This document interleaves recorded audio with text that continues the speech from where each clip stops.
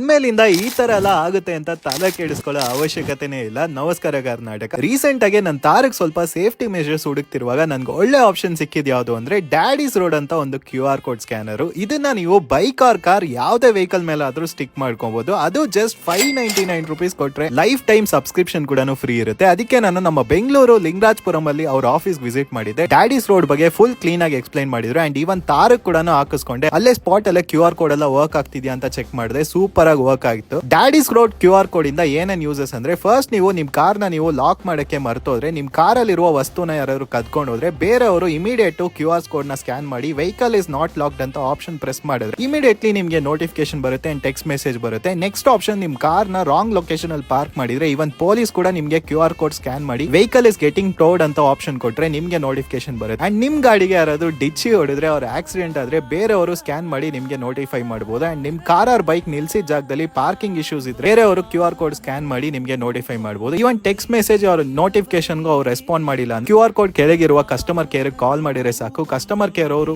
Immediately car owner ಗೆ ತಿಳಿಸ್ತಾರೆ.